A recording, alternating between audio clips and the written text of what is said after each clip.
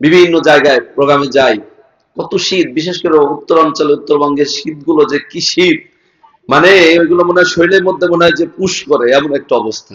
তা আল্লাহ তাদের থেকে আমাদেরকে অনেক ভালো রেখেছে, আলহামদুলিল্লাহ। আমরা তাদের থেকে অনেক ভালো আছি, অনেক ভালো আছি। কি যুবথুবু অবস্থা, আমাদের ঘর বাড়িগুলো কত সুন্দর, কিন্তু তাদের ঘর বাড়িগুলো তারা ঘর ঠিকই করে, বিশাল বিশাল একখান ঘর, ওই এক ঘরের মধ্যে মনে করেন 7-8টা রুম, মানে গরুও রাখে নিজেরাও থাকে। কথা বুঝতেছেন তো নাকি? তো এরকম একটা যুবথুবু অবস্থার মধ্যে তারা থাকে, তারা আসে। আমার ভাইদের জন্য দোয়া করি, আল্লাহ ওদেরকে, আল্লাহ তুমি শীত নামক এই নিয়ামত, এটা গজব না কিন্তু, এটা কি, এটা নিয়ামত। আল্লাহ শীত নামক নিয়ামতে আল্লাহ যেন তাদেরকে, যে নিয়ামতকে আল্লাহ উদ্দেশ্য করে আমাদেরকে দান করেছেন, আল্লাহ যেন ওদেরকে বেশি বারাকা দান করেন। কারণ কষ্ট ওরা বেশি করে, ঠিক কি না? ওরা যে কি কষ্ট করে আল্লাহ। যাই হোক, অনেক সময় আমরা শীত বেশি লাগলে বলি এত শীত কেন, গরম বেশি লাগলে বলি এত গরম কেন। আল্লাহ আমাদের কেমনি খুশি করবে। বৃষ্টি একটু বেশি পড়লে আমরা বলি এত বৃষ্টি কেন। আর বৃষ্টিটাও আল্লাহর পক্ষ থেকে নিয়ামত।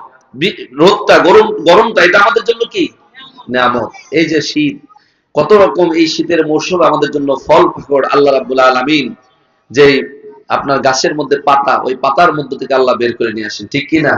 কাঠের মধ্যে থেকে কাঁঠালগুলো কেমনে বের করে নিয়ে আসেন, সুবহানাল্লাহি বিহামদিহি সুবহানাল্লাহি আযীম। এই ভাইরা একটু সাউন্ড বাড়ায়েন।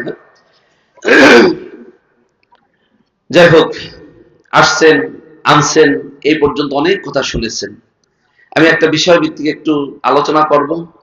পৃথিবীতে আল্লাহ আমাদেরকে পাঠিয়েছেন, আমরা আসছি, আল্লাহ সুবহানাহু ওয়া তাআলা দয়া হয়েছে দেখেই তো পাঠাইছেন, ঠিক কিনা? কত সন্তান তো মায়ের গর্ভ থেকেই মারা যায়, যায় কিনা? সেই মায়ের সন্তান দুনিয়াতে আমার আপনার মধ্যে হাঁটা চলার ক্ষমতা রাখে? রাখে না। মা বাবার চোখের পানি, আত্মীয় স্বজন চোখের পানি দিয়ে ওই সন্তানকে কবরস্থ করে রাখা হয়।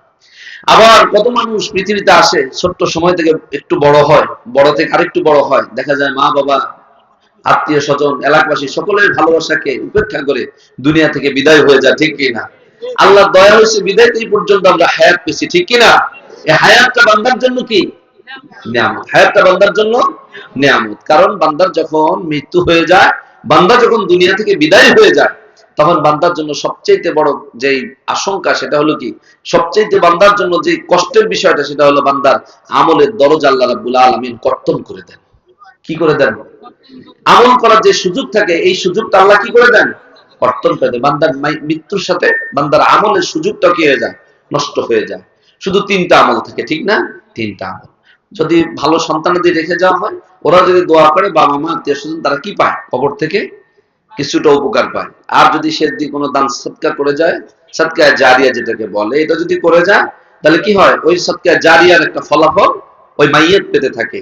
আর এমন জ্ঞান, এমন এলেম, যে জ্ঞান, যে এলেম দিয়ে ভালো বই লেখা হয়েছে, ভালো বই লেখা হয়েছে, ইসলামী সাহিত্য, কোরআন হাদিসের তাফসীর, অথবা আপনার ইসলামী গল্প, এগুলো ভালো ভালো মানুষকে দিক নির্দেশনামূলক সুন্দর সুন্দর কথা লেখা হয়েছে, যেগুলো পড়লে মানুষের এলেমের কি হয়? উপকার হয়।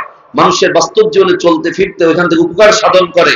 এই ধরনের বই পুস্তক, বা সে কোনো এলেম বিতরণ করছে, ভিডিও ফুটেজ, বা কাউকে কোনো এলেম দান করছে, ছাত্র বা তার কোনো প্রিয়জনকে, যেটা দিয়ে ওইটা চলমান থাকে, ওই বান্দা যদি দুনিয়া থেকে বিদায় হয়ে যায়, এই এলেমটার যখন চর্চা চলমান থাকে, আল্লাহ রাব্বুল আলামিন ওই এলেমের বদৌলতে, এলেমের বরকতে আল্লাহ তার কবরে কি করেন? সদকা সওয়াব পাঠিয়ে দেন। সুবহানাল্লাহ বিহামদিহি। তাছাড়া কি আমাদের জন্য আর কোন রাস্তা ফাঁকা নেই।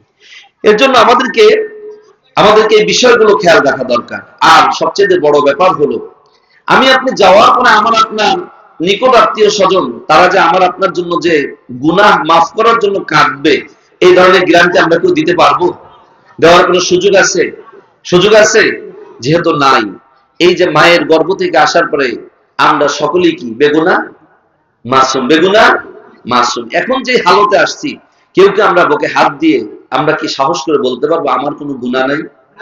আমার কোনো গুনাহ নাই, এটা কেউ সাহস করে বলতে পারবো? কেউ বলতে পারবো না। এখানে একটা হিকমাটা কি, এখানে একটা উদ্দেশ্যটা কি? বনি আদম ভুল করবে, গুনাহ করবে। বনি আদম কি করবে? ভুল করবে, গুনাহ করবে, তার গুনাহ হবে। গুনাহ হয় বিদায় তো আমরা কার প্রতি মুখাপেক্ষী বলেন তো? কার প্রতি মুখাপেক্ষী?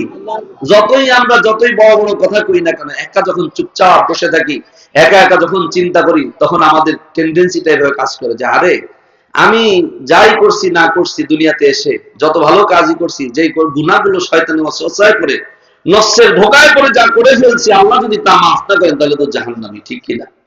ওই সময় বান্দাকে আল্লাহর কাছে কি দুর্বল, বান্দা আল্লাহর কাছে ইন্নাল ইনসানা কানা দাঈফা, ওই জায়গায় কি আমরা দুর্বল হয়ে গেলাম, ঠিক কিনা? এই যে দুর্বলতা, এর মানে কি? এর মানে কি আমরা কি পচে গেছি, গলে গেছি? পচে গেছি, গলে গেছি? তো মালিকের সঙ্গে সাক্ষাৎ করার জন্য এই গুনাহ আমাদেরকে কি করে দেয়? রাস্তা করে দেয়, ঠিক কিনা? কিন্তু যারা এই গুনাহ থেকে মাপ চাইবে না, আসলে তারা পচে যায়, তারা গলে যায়। কেমন তারা? তারা জাহান্নামের জন্য নিজেদেরকে প্রস্তুত করে দুনিয়া থেকে বিদায় হয়। এর জন্য রাসূল বলেন, কুল্লু বনি আদম খাত্তাউন খায়রুল খাত্তাইন আত-তাওয়াবুন। প্রত্যেকটা বনি আদম গুনাহ করবে। বনি আদম কি করবে? গুনাহ করবে, ভুল করবে। এই ভুল ত্রুটির উপরে, এর উপরে যে প্রতিষ্ঠিত না থেকে, ইস্তিকামত না করে, দৃঢ়তা অবলম্বন না করে, যে বনি আদম আল্লাহর কাছে তওবা করে, খায়রুল খাত্তাইন আত-তাওয়াবুন। হ্যালো, যে গুনার জন্য যে আল্লাহর কাছে কায়কুনাবাদ করবে, আল্লাহর কাছে কান্নাকাটি করবে, রাসূল বলেন সমস্ত গুনাহগারদের মধ্যে সবচেয়ে উত্তম আল্লাহর বান্দা হলো সে। একটু সুবহানাল্লাহ বলি। আল্লাহ রাব্বুল আলামিন বলেন, ইল্লা মান তাবা ওয়া আমানা ওয়া আমিলা আমালান সালিহান ফাউলাইকা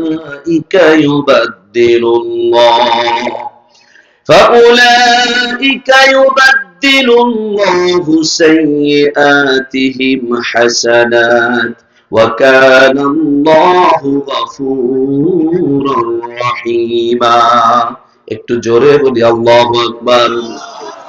রব্বুল আলামিন বলেন, মান তাবা, যে ফিরে আসলো,